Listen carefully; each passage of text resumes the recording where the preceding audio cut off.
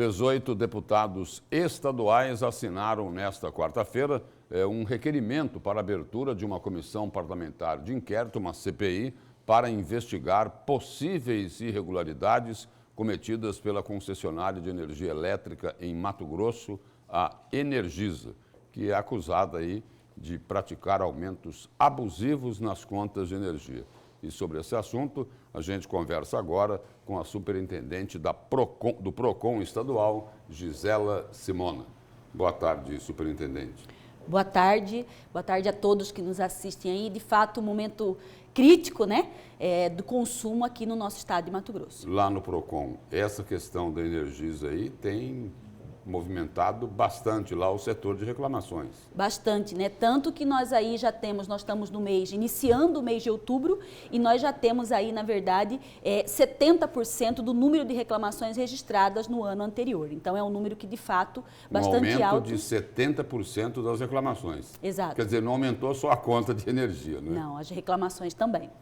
Né? Então, dentro desse contexto, a gente tem a cobrança abusiva é a maior demanda, né? E nós temos, de fato, aí constatado que o problema não é só o calor, né? O problema, sim, envolve má prestação de serviço da concessionária de energia elétrica, né? E que nós precisamos fazer com que, de fato, nós tenhamos aí regras no setor elétrico que sejam aí mais equilibradas e não tão vantajosas para o setor elétrico como hoje são. Superintendente, aqui em Mato Grosso, especialmente aqui em Cuiabá, onde a gente reside, de cada 10 pessoas que a gente conversa, 11 reclamam do aumento na tarifa de energia, na conta de energia elétrica. E as reclamações são assim, olha, um diz que aumentou 30%, outro 40%, outro 50%. Não é correto isso? Não, não é correto. Inclusive, o que nós temos hoje... Por mais benefícios que a concessionária tenha, não é isso? Uhum. Por mais comodidade que ela tenha nessa relação contratual, não é para ocorrer isso. Não, não é para ocorrer, principalmente por quê? Porque nós sabemos aí, e isso são estudos do setor elétrico que revelam que o calor por si só, ele gera sim um aumento da nossa conta, mas esse aumento, os cálculos aí não passam de 21% aquilo que é só o calor, né? O fato de você ter um ar-condicionado, por exemplo, ligado 8 horas por dia, numa temperatura maior que o normal, ele gera esse aumento que até 20% aí, ele é razoável, mais do que isso, na verdade, tem que se investigar. E o que a gente tem constatado de pior aqui no nosso estado é a ausência de leitura das unidades consumidoras. Nós temos uma norma hoje que diz que uma leitura ela deve acontecer num prazo entre 27 e 33 dias e, na verdade, nós estamos verificando aí que vários consumidores estão tendo leitura feita por estimativa, o que, quando num mês como setembro, em que você já tem a bandeira vermelha, que acaba aí aumentando R$ 9,00 em cima da fatura do consumidor, a cada 100 quilowatts que ele consome, quando você faz efetivamente uma leitura nesse mês, você tem um acúmulo de consumo gerado pela má prestação de serviço e que vai impactar nesses aumentos de 100%, de 150%, como tem acontecido com muitos cidadãos aqui no estado de Mato Grosso. E esse aumento, superintendente, no tempo, né, no prazo da leitura lá do consumidor, do consumo, pode significar o seguinte, né, que a Energisa, numa ponta, ela economiza funcionários. Exatamente. Não é isso? E na outra, ela aumenta de forma abusiva o que ela está cobrando do consumidor. Sim, porque na verdade quando você deixa de ter, né, essa leitura de fato entre 27 e 33 dias, você acaba gerando esse acúmulo e mais do que isso, nós temos um ICMS escalonado no estado. Então um consumidor, por exemplo, que sai de 250 kW e vai para 251, ele já sai da faixa de 17% de ICMS para 25% de ICMS. Então vejam que essa situação de você não ter uma leitura regular na sua unidade consumidora, ao final, gera um impacto muito grande para o consumidor, que é aumento de impostos, que é aumento de bandeira vermelha, né? E você ter o consumo, do valor do consumo em si, maior, porque quanto mais consome, mais caro na verdade, o valor da tarifa desse serviço. E nessa leitura por estimativa, certamente a concessionária de energia, se for no período de calor, já deve estimar também, olha, como está muito quente e muito seco, esse consumidor aqui deve ter consumido 20% a mais. Provavelmente, né? Isso precisa de uma investigação, né? Uma investigação que ultrapassa, inclusive, os limites do PROCON, porque o que ocorre? Hoje nós temos um sistema que é gerador da fatura, que ele não é fiscalizado aí pelo órgão regulador. Então, isso é muito sério. Você não ter um controle efetivo de um sistema que gera fatura, isso pode ter fraude. Agora, são suspeitas, é preciso ter investigação.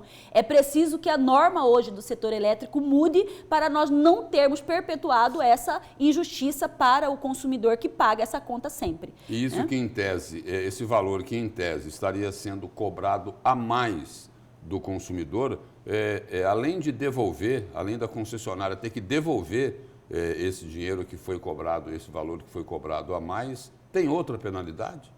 Então, no primeiro momento, para o consumidor diretamente, quando ele reclama e é constatado que houve uma cobrança indevida, a concessionária tem o dever, se ele já pagou, de devolver em dobro o valor pago, né? E o que a gente deixa de dica para o consumidor aqui que está com essa conta alta, né, e está indignado? É importantíssimo a sua reclamação. E mais do que isso, é preciso que você avalie o seu histórico de consumo.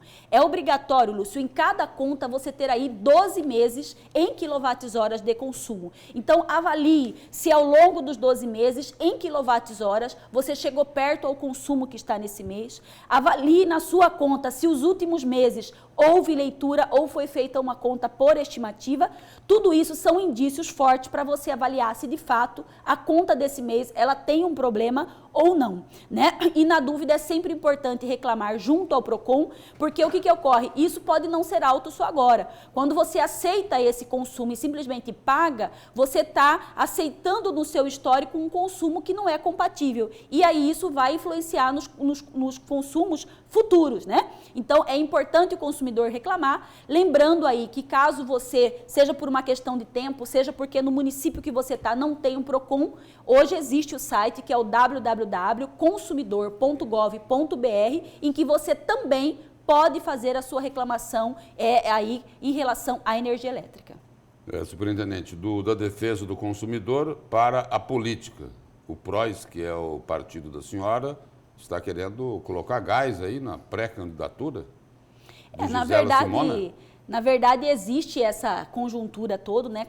Quanto mais se aproxima da eleição, mais existe essa expectativa aí de você ter os nomes de quem serão os candidatos aí a prefeito da nossa cidade, da nossa capital, e é normal que o nosso partido tenha essa vontade, né, de ter um candidato à majoritária, né, o que é muito justo quando se quer mudança, né, mas o cenário é que vai nos mostrar aí o que será melhor, não só para o partido, mas principalmente para a população de Cuiabá. A superintendente Gisela Simona pode ser uma terceira via nessa eleição do ano que vem?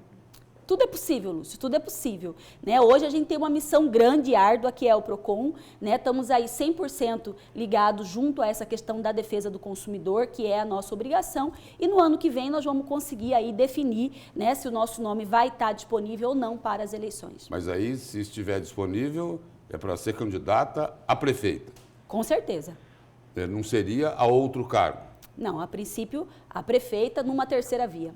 Existe uma possibilidade aí, por exemplo, de que Gisela Simona, o PROS, o seu partido, possa fazer aí alguma composição com os outros dois grupos que já estão se definindo aí para a eleição do ano que vem, o grupo de Mauro Mendes e o grupo de Emanuel Pinheiro? Existe a possibilidade de uma composição?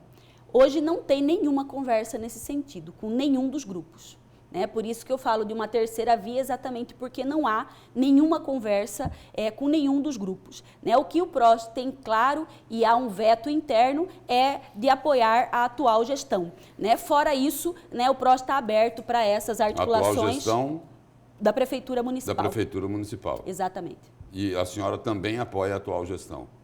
Da Prefeitura Municipal, não apoio a atual gestão. Não apoia? Não. Muito obrigado pela presença e pelas informações aqui no Jornal do Meio-Dia. Obrigada.